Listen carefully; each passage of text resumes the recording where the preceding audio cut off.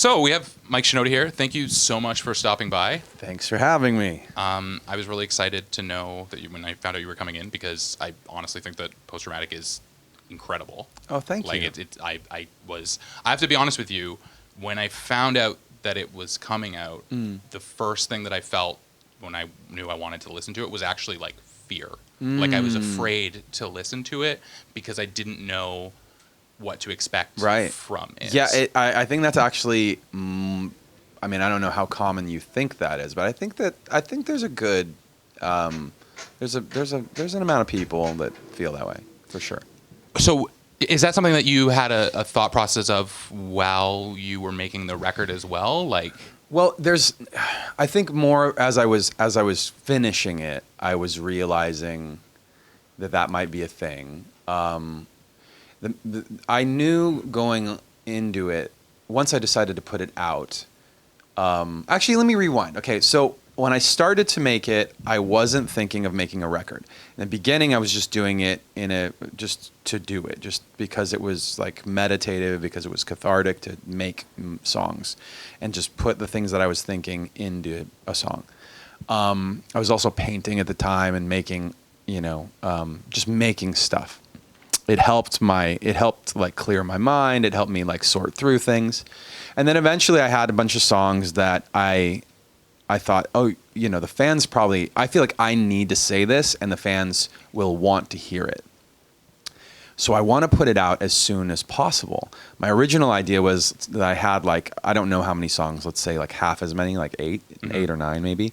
I originally wanted to put all of them out on January 1st. And for it to be a statement of like, it's a new year, it's a clean slate. We're just going to start from here and see where this goes. But once I sent those songs to management and the label, they were like, Mike, these are good. Like, don't stop. You're gonna potentially like make some really great stuff, more stuff, and so like take your time. So what we decided to do is put out 3 songs in the beginning of January. Right. And then every once in a while, another song. And the reason that I wanted to do that was it would help with the thing you're talking about, where I felt like we could kind of like experience each of those things more in real time, closer to real time. So the earliest stuff on the record is actually the darkest stuff. And as you go through the record, it gets less and less dark. I don't think it ever ends up being like, like a Barney and Friends. No. Or Yo Gabba Gabba. Although I want to talk about that, but yeah, because it maybe not almost. Audibly it does, but visually visually I had a moment. Yeah. We should talk about that. But yeah, for sure, it's like the single right now is Crossing a Line. Crossing a Line is song number 8 out of 16, and it's kind of the moment where it goes from looking backwards to looking forward. It starts to kind of turn towards the unknown and what's going to happen next. And that's really where I was, about 6 months ago. Right, yeah. I mean, you can certainly feel it. And that was actually one of the things that I wanted to talk to you about was, like, that was why when I listened to it eventually, got literally the courage to listen to it, I was like, I know I'm going to be there in that room with these songs. Like, I know I'm going to feel what you're feeling. And you don't, before you listen to it all, you don't know if that crossing over point is going to happen, and you want it to happen, right? And so it's just such an interesting part about that record, and there are just such like kind of moments of clarity as a fan and as a listener where you're like, oh, you can really feel that every song was crafted exactly with where you were in your life in this year that's passed. Yeah, that's a great point. I didn't say that. It's the goal. Sometimes the goal with a song is to capture, like, to give you a good feeling or make, capture a certain idea or just get a good groove. And with these songs, clearly the point was to write a diary and to express myself in the clearest, most like honest way possible. So I was really just all I was trying to do is capture the truth of how I felt. And sometimes that's hard because, like we all know, like sometimes you think you have a feeling, you think a thing, but you don't have exactly the right words to say it. Yeah. So sitting down and like writing the songs and sorting through those thoughts was the catharsis for me. Actually, it's funny because the music beds as unique as the music it all is, it was only made in service of the words. I was just kind of, it was very free form. Like I didn't really think a ton about the kind of music I was making, and which was crazy when I finished it, because the label, I submitted it, I sent it to everybody, the management label, and said, this is, what I'm making or what I've made. And at the end of it all, they said, we have to tag it with a genre. Mm-hmm. When we put it on the music services. Yeah. Like, what genre is this? Yeah, I was like, I don't know. It's so hard to figure out, which is one of the coolest parts about it, because then you're allowed, like, and again, I hate to keep saying that I was afraid to listen to the record, but you're really allowed to, as a fan, just experience it for music. So you can listen to it with context, and you can be like, okay, contextually, I get this, and then you can be like, oh, wow, this is weird and unique and cool, and then also kind of a cohesive project as well. Like it actually all kind of ticks all the boxes, and then you feel better. It's good. I actually like that you had that experience of being afraid of it a little bit, or that those feelings, whatever that thing is. Like some fans have described it as like, I'm not ready. I don't think I'm ready. I'm not ready to listen to a Linkin Park song, or I'm not ready to listen to Mike's song. Like, I felt that way about going into my own studio. I mean, I live in the studio. I literally make music like every day. And for me to be afraid to do that was ridiculous. I knew that it wasn't going to last forever, but I also, having lost like one of my best friends, I had associated so much with going into my studio, which by the way is at my house. It's not like I drove down to some fancy. I just have my recording stuff and my music stuff in my house. And so to just go in the room and sit and play piano or keyboard or guitar and just vibe out and make something. And it took a while. It took a few weeks. And I knew that the longer I waited, the more the anxiety would build up.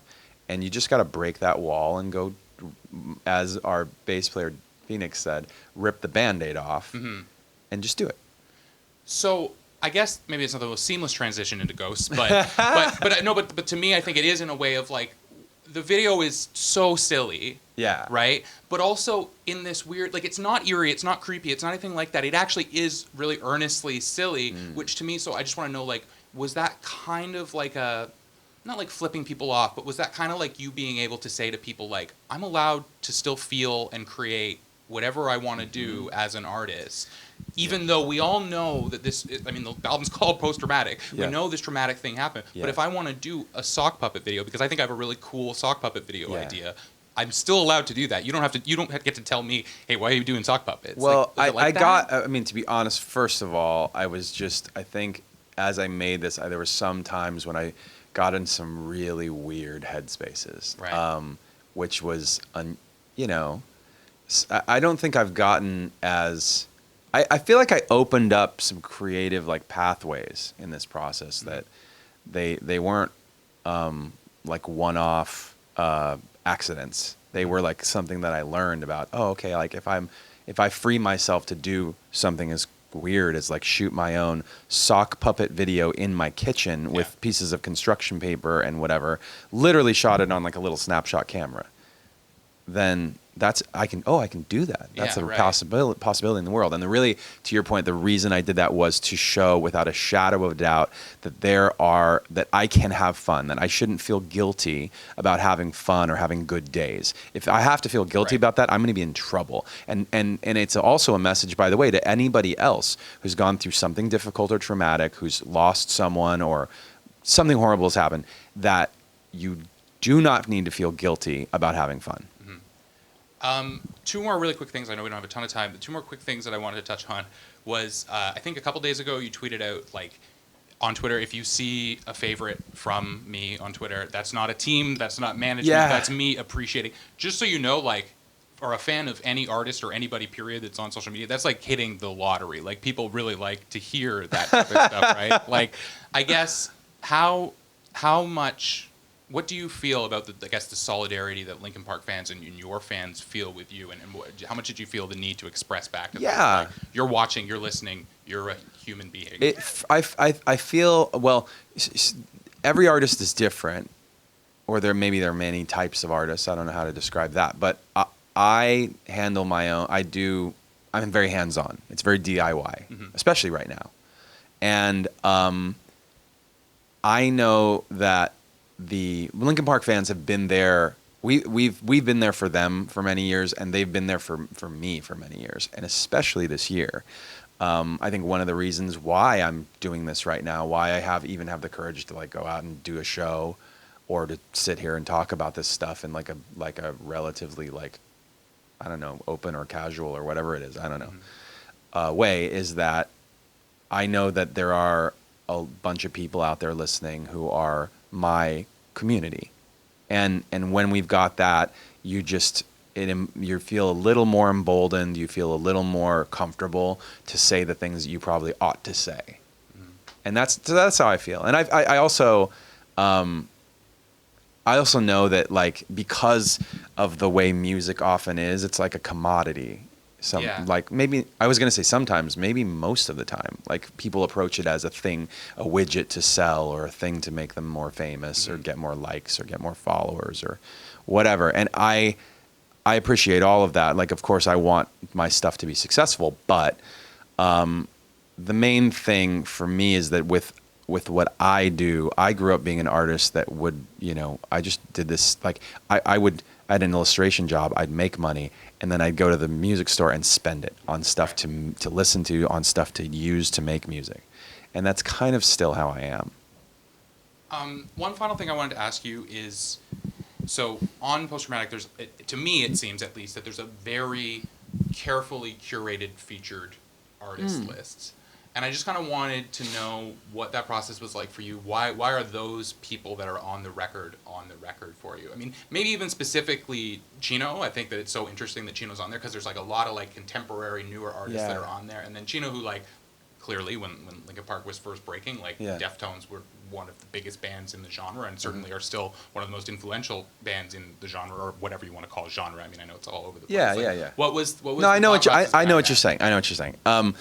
The features, just to list them real quick for context: Black Bear, K-Flay, Chino Moreno, and Machine Gun Kelly, and a new artist called Grandson.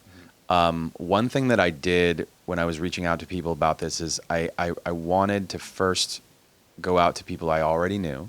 I wanted to feature people who I felt would be responsible with the song topics. That they weren't tourists in these ideas, that they experienced something. And in Chino in particular, when Deftones actually lost their bass player Chi years ago, and we had toured with them and Chi for, a long time. And one of our first tours to Europe for like 2 months we spent with Deftones and Chi. So when he passed away, I played at their tribute show for him. That's an example of somebody who I just felt like he gets this, and I want to hang out with him and talk to him about it and see what his perspective, maybe he can teach me something about this, or he did something that was like helpful for him that I can learn from. Overall though, I just really like these artists. I think they're great, and I'm happy to have them on the record. And they fit in. It's such a great record. Cool. Mike, thanks so much for stopping by. Yeah. Post Traumatic's out now. Everybody get the courage up to listen to it like I did, because it's really, really good. Thank you. And thanks so much. Appreciate that.